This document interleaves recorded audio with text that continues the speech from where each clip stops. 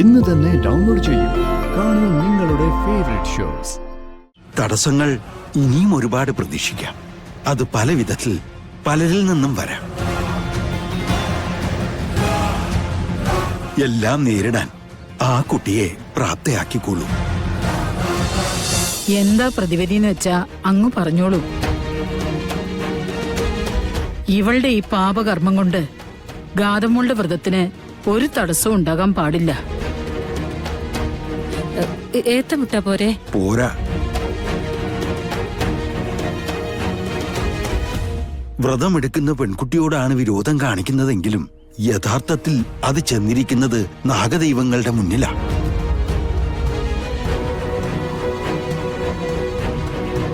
അതുകൊണ്ട് വ്രതമെടുക്കുന്ന പെൺകുട്ടിയെ പോലെ 41 ദിവസം അതേ വ്രതം ഇവരും തുടരട്ടെ.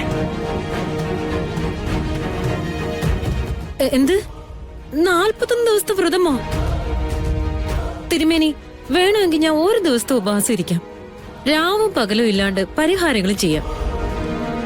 41 ദിവസമൊന്നും എന്നെ കൊണ്ട് പറ്റൂല. ഈശ്വരാനുഗ്രഹത്തിന് വേണ്ടി കുടുംബത്തിൽ നടക്കുന്നൊരു പൂജയെ തടസ്സപ്പെടുത്തുന്നവരാരായാലും അവരും അവരുടെ തായ്വഴികളും കുടുംബത്തിൽ ഉണ്ടാവാതിരിക്കുന്നതാണ് ഒരു പരിധിവരെ നല്ലത്. നിർമ്മലയ്ക്ക് മനസ്സിലായില്ലേ? 41 ദിവസത്തെ വ്രതം എടുക്കാൻ നീ തയ്യാറായില്ലെങ്കിൽ നീയും ഉദയനും കീർത്തിയും തറവാട്ടിൽ നിന്നും പുറത്തു പോകേണ്ടി വരുമെന്നാണ് തിരുമേനി പറഞ്ഞത്. അയ്യോ അമ്മേ, ഞങ്ങൾ ഇങ്ങോട്ട് പോനാ. ഇത്രയും ഹീനമായ കാര്യങ്ങൾ ചെയ്യുമ്പോ അതുകൂടി ആലോചിക്കേണ്ടതായിരുന്നില്ലേ നിർമ്മലേ? കുളിച്ചീറനണിഞ്ഞ് നാഗത്തറയിൽ വിളക്ക് വെച്ച് ഇന്ന് തന്നെ പരിഹാര കർമ്മങ്ങൾ തുടങ്ങിക്കോട്ടെ.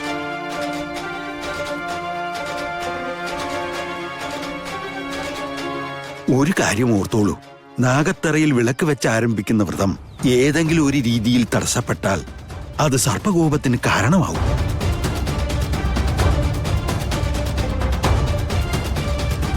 കോപിഷ്ഠരായ നാഗങ്ങൾ പ്രത്യക്ഷപ്പെടുമെന്നുള്ള കാര്യത്തിൽ സംശയമൊന്നും വേണ്ട. എന്താ പരിഹാരക്രിയകൾ ചെയ്യല്ലേ? ചെയ്യാമേ. ആ കീർത്തി, അമ്മയെ കൂട്ടിക്കൊണ്ടു പോ. കുളിച്ച് ഈറിനണിഞ്ഞു വന്ന് വിളക്ക് തെളിയിക്കട്ടെ. ബാക്കിയുള്ള ചിട്ടകളൊക്കെ വഴിയാ മണ്ണം ഞാൻ പറഞ്ഞു തരാം. എന്റെ ദൈവമേ, കഷ്ടകാലത്തിൽ ഒരു കാര്യം ചെയ്യാൻ നോക്കിയതാ. 40 ദിവസത്തെ ശിക്ഷ.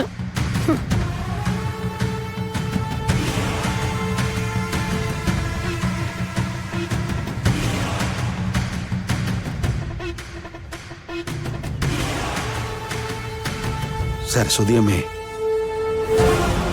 തടസ്സങ്ങൾ ഇനിയും ഒരുപാട് പ്രതീക്ഷിക്കാം. അത് പല വിധത്തിൽ പലരിൽ നിന്നും വരാം. എല്ലാം നേരിടാൻ ആ കുട്ടിയെ പ്രാപ്തയാക്കിക്കോളൂ. എന്റെ നാഗദൈവങ്ങളെ, എല്ലാം നേരെയാക്കി തരണേ. എല്ലാ അനർത്ഥങ്ങളും മാറ്റിത്തരണേ.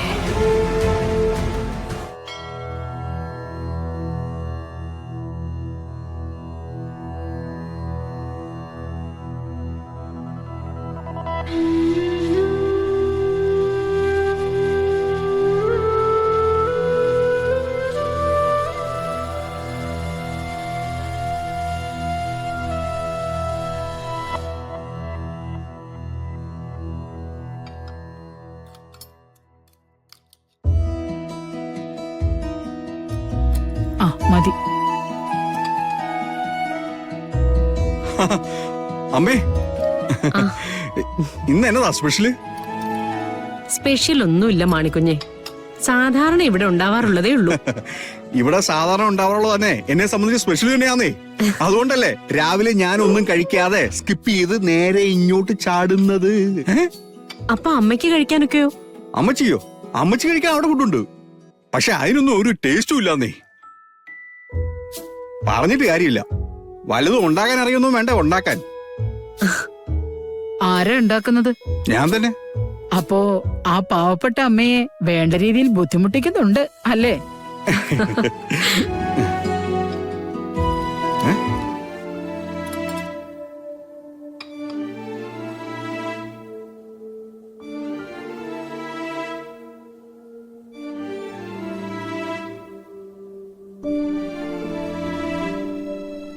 ഇതെന്താ സാറേ, പ്ലേറ്റിൽ ചിത്രം വരയ്ക്കണോ?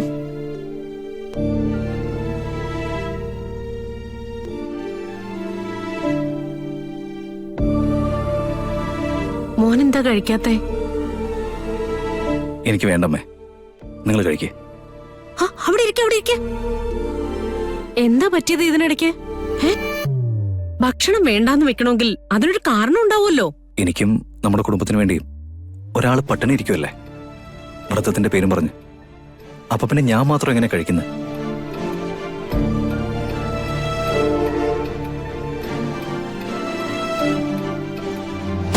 എനിക്കറിഞ്ഞില്ല, അതുകൊണ്ടാ. സാറേ,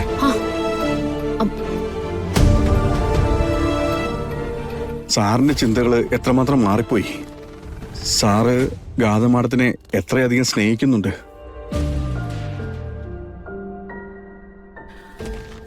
സുമിത്രേ, ഇതൊക്കെ എടുത്ത് മൂടി വെച്ചേക്ക്. കഴിക്കുകയാണെങ്കിൽ എല്ലാവരും ഒന്നിച്ചിരുന്ന് മതി, അല്ലെങ്കിൽ ആർക്കും വേണ്ട.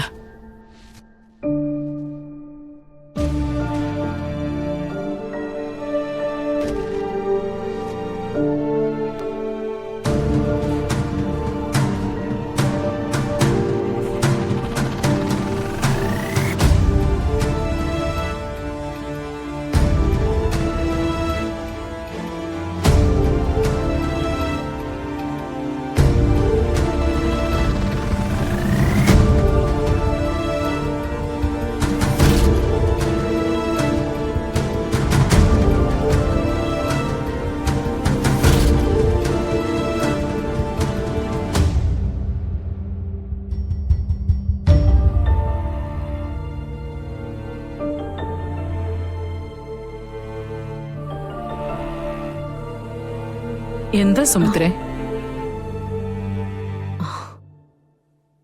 നവീൻ ആളാകെ മാറിപ്പോയി അമ്മേ.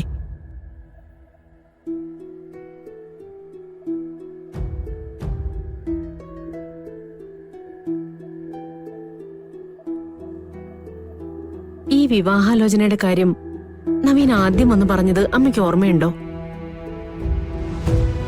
അവന്റെ ബിസിനസിന് നല്ലതാണെന്ന് തോന്നി, അതുകൊണ്ട് തീരുമാനിച്ചു എന്ന്. അങ്ങനെ അവനെന്ന് പറഞ്ഞത്. സത്യം പറഞ്ഞ എനിക്ക് അന്ന് ആ സമയം മുതൽ മനസ്സിനൊരു പേടിയായിരുന്നു. വിവാഹം കഴിഞ്ഞാലും അവൻ അങ്ങനെയൊക്കെ ചിന്തിക്കുമോന്ന് ഓർത്തിട്ട്. പക്ഷേ ഇപ്പൊ കണ്ടോ, ഗാഥയോട് അവന് എന്തൊരു സ്നേഹോ. ഗാഥമോൾ അവന്റെ മനസ്സിൽ അങ്ങനെ കയറി കൂടി കഴിഞ്ഞു. എനിക്ക് മനസ്സിലാവുന്നുണ്ട്.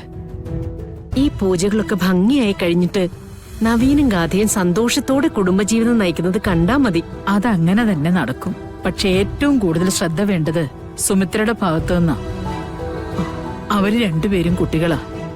ആചാരങ്ങളോടോ അനുഷ്ഠാനങ്ങളോടോ നമുക്കുള്ള ഭയം അവർക്കുണ്ടാകണമെന്നില്ല.